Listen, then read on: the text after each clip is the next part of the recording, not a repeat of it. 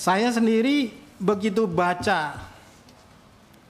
Bapak terpilih, ditugaskan sebagai Menteri Pendidikan Dasar dan Menengah, itu muncul berbagai meme maupun di Facebook, di WhatsApp, di mana saja, yang seolah-olah Bapak adalah antitesis daripada Mas Nadiem Makarim.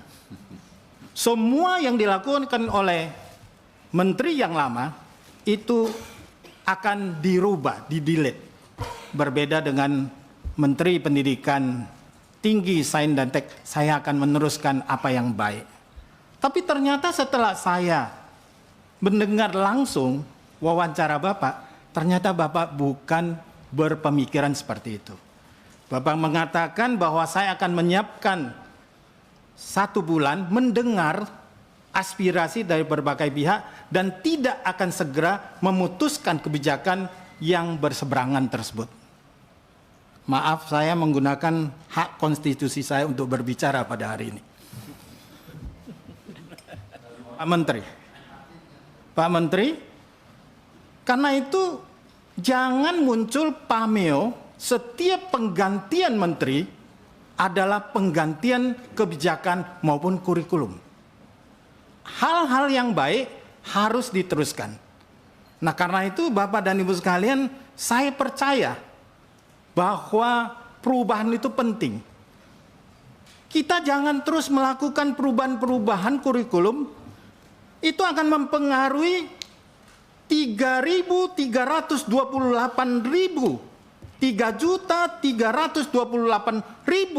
guru yang harus kembali belajar dan adaptasi terhadap kurikulum baru tersebut.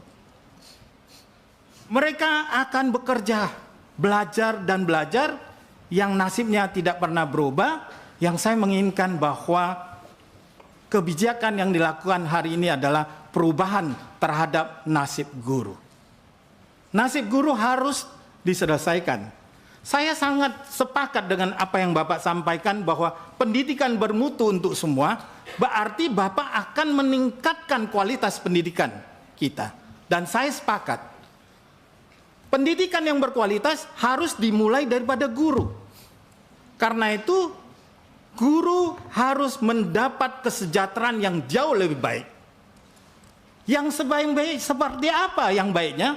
Adalah bahwa jangan lagi mereka punya hak penghasilan 230.000 per bulan. Kita sudah ada instrumen, undang-undang dasar kita sudah menjamin itu. Nah, karena itu Bapak dan Ibu sekalian, Mas Menteri, bahwa jangan ada yang dibawa UMR lagi lah. Instrumen apa yang bisa digunakan? Sertifikasi, Pak, yang Bapak sampaikan itu. Nah, ini kan berhenti hari ini. Impasing yang sudah tidak ada. Kalau itu kita gunakan, hari ini tidak ada guru kita yang penghasilannya di bawah UMR atau bekerja sebagai pemulung atau sebagai pekerjaan yang semestinya tidak dilakukan oleh seorang guru. Kemudian saya ingin menyampaikan bahwa menurut mandatori kita menerima 20% anggaran pendidikan yang kalau dihitung pada tahun 2025 kita akan menerima sebesar 722 triliun. Sungguh besar. Tapi kita sering bilang bahwa itu bukan bagian daripada kami. Undang-undang Sekdiknas di dalam itu mengatakan yang bertanggung jawab penggunaan pendanaan itu adalah Kementerian Pendidikan. Nah, bahwa dia bergeser kemana-mana, Bapak bagaimana menangkap itu kembali agar bisa memenuhi menaikkan gaji guru. Nah, saya ingin sampaikan bahwa berkaitan tentang kemiskinan. Untuk memutus kemiskinan berarti pendidikan harus berkualitas, tetapi juga harus mampu memberikan kesempatan belajar yang setinggi-tingginya. Pak, saya mengunjungi Muhammadiyah yang di pedesaan, Al-Wasliyah di pedesaan. Uang sekolah mereka cuma 15.000, Pak. Nunggak. Gaji guru 500.000. Kepala sekolah kerja 8 tahun, 800.000. Kita punya dana 722 triliun. Nah, komponen apa yang bisa kita berikan? Ternyata program Indonesia Pintar itu jitu untuk memberikan. Walaupun SD 450.000 itu bisa membebaskan uang sekolah mereka. 180.000 bayar, masih sisa 270.000.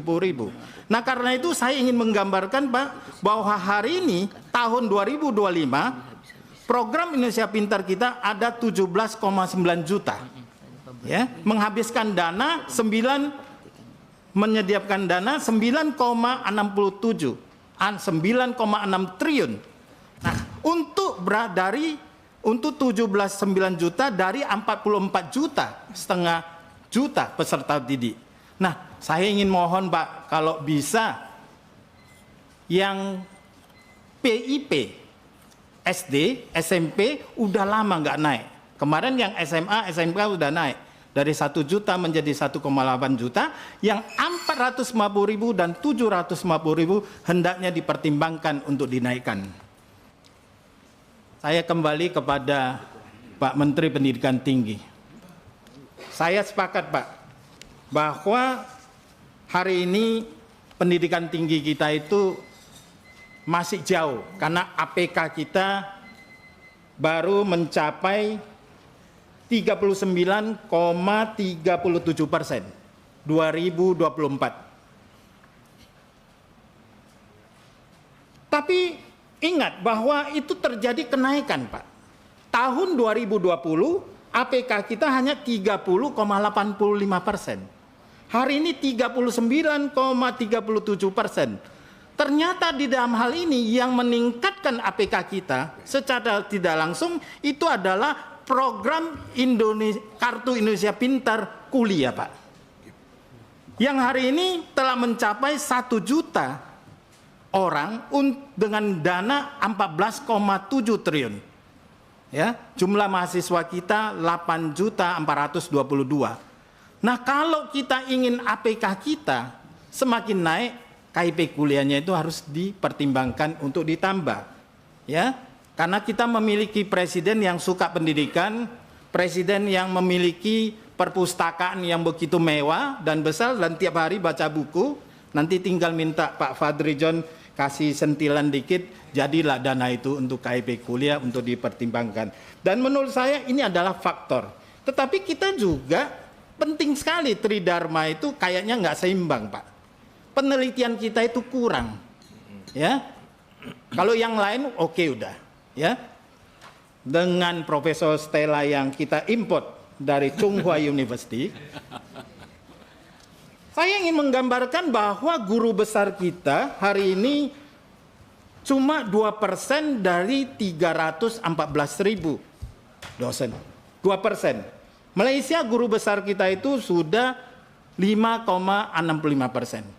Artinya jiran kita itu jauh lebih hebat daripada kita. Padahal mereka dulu belajar daripada kita.